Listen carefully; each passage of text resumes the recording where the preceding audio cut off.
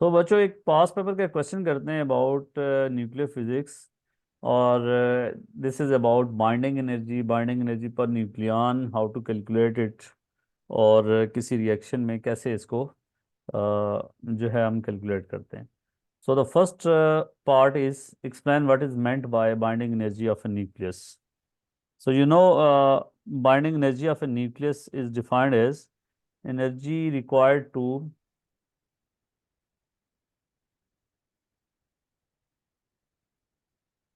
आवाज आ रही है बच्चों? जय सर, आवाज आ रही है। सेपरेट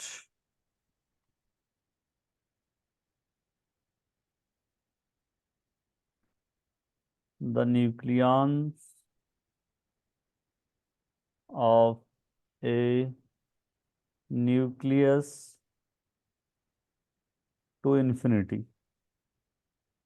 ये कहना ज़रूरी है बच्चों कि दूर उनको इतना दूर कर लें कि ताकि उनकी बीच में जो फोर्सेस है वो उनका कोई इफेक्ट ना हो। So energy required to separate the nucleons of a nucleus to to infinity. ये इसका आपको अगर ये इन्फिनिटी वाला लफ्ज़ नहीं लिखेंगे, energy required to separate the nucleons of a nucleus, तो फिर क्या होगा? फिर आपको एक नंबर मिलेगा। अगर आपने न्यूक्लियॉन्स को थोड़ा सा दूर किया है तो कम एनर्जी चाहिए होगी, उनको और ज़्यादा दूर कर लिया है तो ज़्यादा एनर्जी चाहिए होगी, इन्फिनिटी तक दूर कर लिया है तो फिर जो एनर्जी चाहिए होगी उसको बाइंडिंग एनर्जी कहते हैं। Okay, data for the masses of some particles are given in this figure. क्या क्या गिवन है बेटा? ये यूनिफायर्स एटॉमिक में यूनिट में गिवन है। और प्रोटॉन का मैस आपको गिवन है 1.00। You can read it. Neutron का मैस गिवन है और ट्रिटियम न्यूक्लियस का मैस गिवन है और पोलोनियम न्यूक्लियस का मैस गिवन है। ये न्यूक्लियस दोनों डिफरेंट न्यूक्लियस हैं, इनके मैसेज गिवन है। और ऊपर जो है आपको प्रोटॉन और न्यूट्रॉन का मैस गिवन है। Energy equivalent to 1 U is 930 mega electron volt. ये वैसे आपको पेपर में समटाइम कह भी सकता है कि जी एनर्जी इक्विवेलेंट टू इसके मेगा इलेक्ट्रॉन में प्रूव करें, तो आपको पता है कल हमने बताया था कि जी यू आप उसमें कन्वर्ट कर लेंगे केजी में और E is equal to delta M C square इस्तेमाल करेंगे। ये बात है ना? So calculate the yes binding sir. Energy in mega electron volt of tritium nucleus. 3 number का भाइयों सवाल है, मेगा इलेक्ट्रॉन वोल्ट में निकालनी एनर्जी इस न्यूक्लियस की। ठीक हो गया? सो कैसे करेंगे, क्या तरीका होगा? Of course sir, binding energy, we will first divide the, what do you call it, binding energy in, अच्छा बेटा अब कैलकुलेट करेंगे। मैं बता देता हूँ बच्चों कि पहले मैथ डिफेक्ट फाइंड करेंगे। क्या फाइंड करेंगे? Delta M. मास इफेक्ट, जी, डेल्टा एम एम क्या पी है? वगैरह, जी एम पी। जी बच्चों, इसमें अब देखें कि 1 प्रोटॉन है और क्या है, 2 न्यूट्रॉन। तो पहले mass of individual constituents of nucleus निकालेंगे कि वो उनका मैस कितना है। फिर न्यूक्लियस का मैस हमें पता है कि वो ये है। ठीक है, इसमें हमें पता है कि कितने प्रोटॉन है कितने न्यूट्रॉन है, और प्रोटॉन और न्यूट्रॉन का मैस हमें गिवन है। So there are there is 1 proton, 1 × mass of proton is 1.00। Please calculator पास रखना। 728 plus there are 2 neutrons. You know why there are 2 neutrons? This is, this one is number of proton or this is nucleon number. So proton plus neutrons are 3. So if there is 1 proton, then there will be, sorry, if there is 1 proton, then there will be 2 neutrons. So the mass of neutron is 1.00867. This is the total mass of uh, nucleons minus mass of nucleus. आपको पता है mass of nucleus छोटा होता है ना, तो that is 3.0155. This will be in standard unit. So इसका क्या होगा आंसर इसका? है 9.12 इंटू 10⁻³ 9.11, 9.1212 9.12. दोबारा ज़रा देख लें। इंटू 10। हाँ जी सर, यही है। 9.12 में I am little bit doubtful के 12 नहीं आ रहा। ज़रा दोबारा देख लेना। 2 टाइम सर 1.00867 और 1 टाइम 1.00728 माइनस 3.015 वन डबल यही फाइव है। वन सॉरी ये वन भी था, सॉरी ये वन आपने शायद नहीं इंक्लूड किया। हाँ जी, 9.11 इंटू 10⁻³ आप सही है। ठीक है, so that that is 9.11 9.11। Into 10⁻³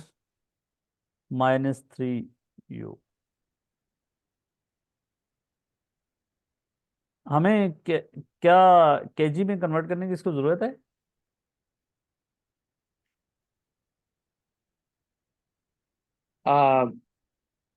I think so.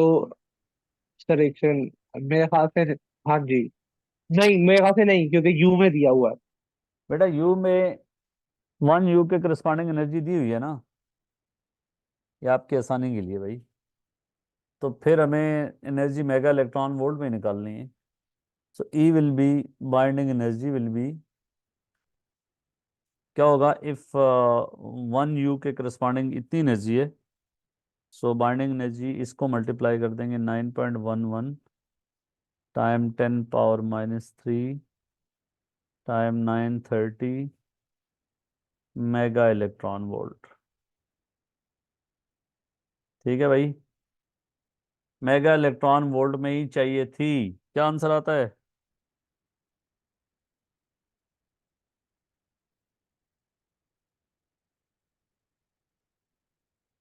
Sir इसका आंसर है इंटू 10⁻⁹ ओ भाई, क्या हुआ है? अच्छा, ये इसका आंसर है 8.47 जबरदस्त, 8.47 mega electron volt. Three significant figure में बात करेंगे। बिल्कुल। ठीक है, अदरवाइज वो एग्जामिनर टू सिग्निफिकेंट फिगर भी या एक्सेप्ट कर लेगा। ठीक हो गया। ये 3 नंबर का क्वेश्चन था, और इसका आंसर आपने यहाँ पे लिखना होता है एग्जाम में, याद रखना। 8.47, और दोबारा यूनिट नहीं लिखनी होती, ऑलरेडी इसने यहाँ लिखी हुई है। तो आपको कैलकुलेशन करना आनी चाहिए, तब जाके बात बनेगी ना। ये तो नहीं है कि हम थ्योरी करी जा रहे हैं और एप्लीकेशन आपको आ ही नहीं रही। तो दिस इज पास पेपर। अगली बात देखें जी।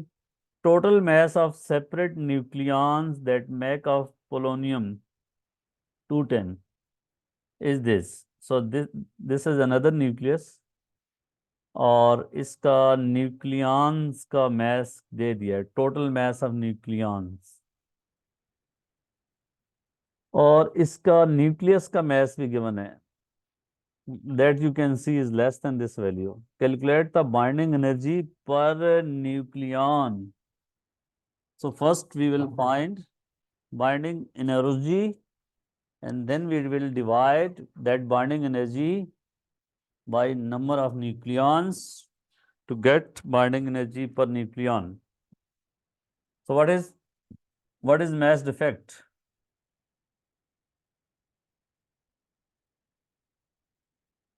211।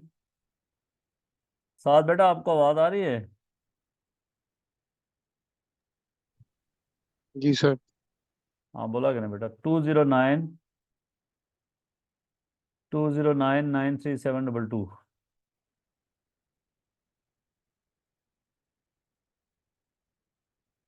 93722।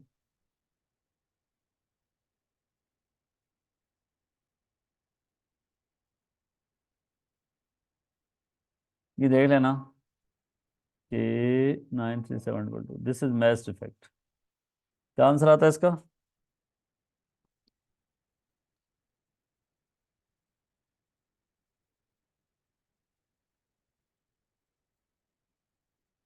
जी भाइयों। सर कर रहा हूँ, एक second. Point,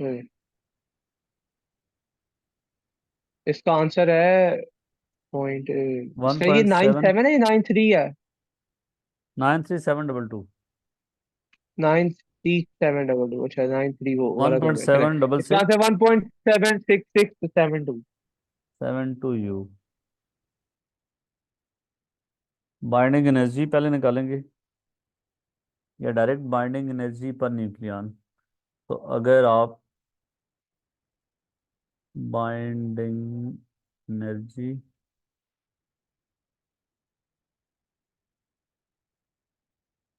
that is delta M, delta M इसके करस्पॉन्डिंग ये वाला फार्मूला लगाएंगे ना, को डेल्टा एम के साथ इससे मल्टीप्लाई कर लेंगे। वरना क्या होता, अगर ये ना गिवन होता तो हम क्या करते हैं, MC² वाला फार्मूला लगाते, बाइंडिंग एनर्जी को केजी में निकालते। अब हमें उसने आसानी दे कर दी ना, तो पेपर के लिए आप रेडी रहें कि ज़्यादातर बाइंडिंग एनर्जी आप मैस्ट इफेक्ट निकालते हो, मैस्ट इफेक्ट को यूज़ करते हुए बाइंडिंग एनर्जी डेल्टा MC² से निकालते हो। लेकिन उसने ऑलरेडी ये कन्वर्जन करके दे दिया है कि 1 U के करस्पॉन्डिंग जो एनर्जी है वो ये है, और ये इसी तरीके से निकाली है, E = MC²। यहाँ पे 1 टाइम ये U की वैल्यू डाल देंगे, पेपर के फ्रंट पेज से देखे, 1.667 10 66 time 10 to the power minus क्या थी, 19, -19 थी या 27?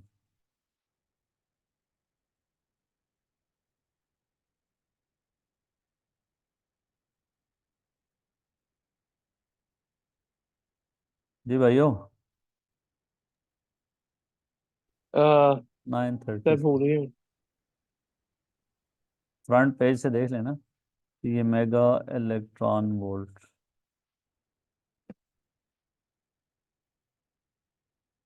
Is that clear? यस कोई शक हो तो आप बता दें।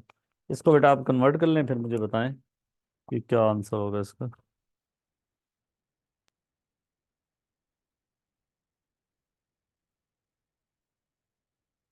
सर, इसका आंसर है, ओ भाई, 6672। इसका आंसर है 1643.0543। 1643। सो इस अब तरह सर ये आपको आप जी। आप शुरू वाला पार्ट में से समझाएंगे, ये आपने ऊपर क्या किया? Delta M is equal to 211 minus, ये वाला पार्ट 2 में शुरू जो ये किया, नहीं ना ये क्या इसके, था? इसने ऑलरेडी कहा है कि जी total mass of separate nucleons दिया हुआ है ना, हाँ ये जी, टोटल समझ आ गया, मास ऑफ अच्छा। सेपरेट न्यूक्लियॉन्स है। और मास ऑफ न्यूक्लियस भी यहाँ से टेबल से नोट कर लोगे। ओ अच्छा, समझ आ गई, समझ ऊपर आ वाले में गया सर, निकालना थैंक पड़ा यू। था, अगर वो ये हमारे लिए आसानी नहीं करता, हम निकाल भी सकते हैं कि 84 प्रोटॉन्स हैं और 210 - 84 कर देंगे तो इतने आपके पास न्यूट्रॉन हो जाते हैं। तो प्रोटॉन न्यूट्रॉन का मैस गिवन है, तो आप ये प्रूव भी कर सकते हो कि ये कहाँ से आया है। ठीक है, उसने आसानी कर दी आपके लिए। ठीक है, इज दैट क्लियर? ये अच्छा ना, आप सोचना आपने शुरू किया हुआ और आप ठीक है सोचो। सर। जब आप सोच रहे हो तो फिर अच्छा, इसको बाइंडिंग एनर्जी को फिर नंबर ऑफ न्यूक्लियॉन से डिवाइड करोगे, बाइंडिंग एनर्जी पर न्यूक्लियॉन, उसने ये पूछा है भैया।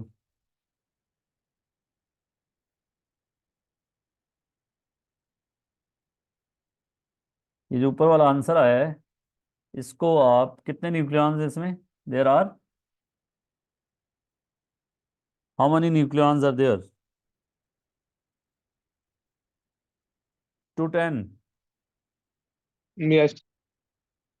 1.76672 टाइम 930 डिवाइडेड बाई 210। इतना तो आपको पता होना चाहिए यार।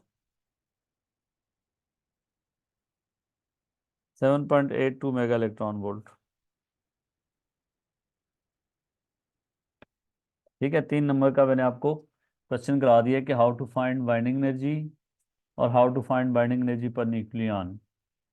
बेसिक आइडिया आपको समझना चाहिए कि अगर आपको न्यूक्लियस का मास क्या बने और ये पता है कि प्रोटॉन का मास क्या है, न्यूट्रॉन का मास क्या है, तो you should be able to find binding energy. ये एक सिचुएशन है जो आपको क्लियर हो जानी चाहिए। One possible fission reaction is this where a larger nuclei breaks into two smaller nuclei. You can see कि इसके U के जो न्यूक्लियन नंबर 235, इनके 141, इसके 92। यू कैन सी के ये ज़्यादा स्टेबिलिटी की तरफ चले गए हैं। इनकी बाइंडिंग एनर्जी पर न्यूक्लियन इन दोनों की जो है वो क्या है, ग्राफ को कल जो मैंने आपको बताया था ये था, याद है? तो वर्टिकल एक्सिस पे बाइंडिंग एनर्जी पर न्यूक्लियन है और यहाँ न्यूक्लियन नंबर है। तो जिसके न्यूक्लियन नंबर 235 हो, कहीं इधर है, इसकी बाइंडिंग एनर्जी पर न्यूक्लियन कम है, 141 और 92 की ज़्यादा है। तो ये देखें, इसीलिए ये रिएक्शन जो है वो पॉसिबल हुआ है। हमेशा स्टेबिलिटी की तरफ चीज़ें जाती हैं तब रिएक्शन होते हैं। बहरहाल हमारा इस क्वेश्चन में क्या है जी कि by reference to binding energy explain without any calculation why this fission reaction is energetically possible। अब बच्चों इसका जवाब क्या होगा कि आपने करना है कि बाइंडिंग एनर्जी को कंपेयर करना है प्रोडक्ट्स की और रिएक्टेंट्स की। ठीक है, so total binding energy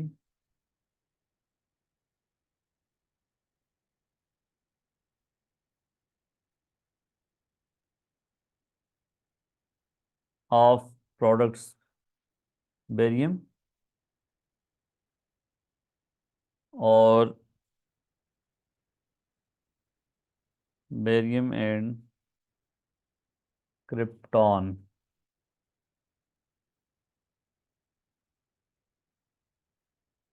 is greater then.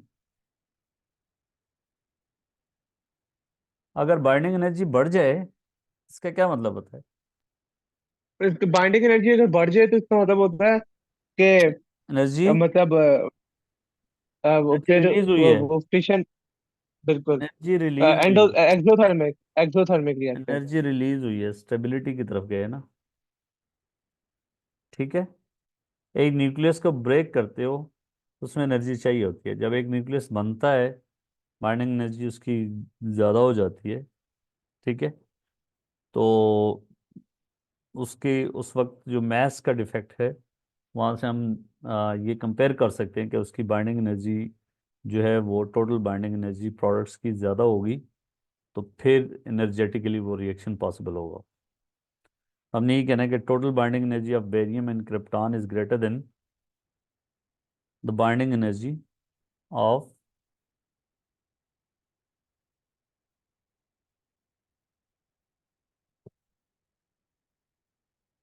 Uranium.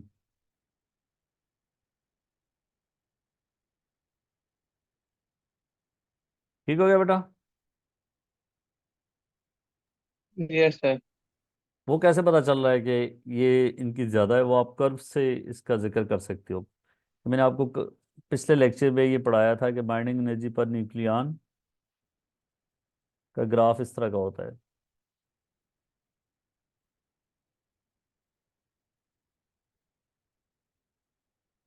यहाँ पे न्यूक्लियन नंबर क्या था, अराउंड 6056, सबसे ज़्यादा स्टेबल था। तो अब देखिए यूरेनियम जिसके न्यूक्लियन नंबर है 235, तो इसकी बाइंडिंग एनर्जी पर न्यूक्लियन जो है वो कम है। और दूसरे जिसकी 141 है बेरियम, और 92 जो है वो आपके पास क्रिप्टॉन है, इनकी बाइंडिंग एनर्जी पर न्यूक्लियन क्या है, ज़्यादा हो गई है।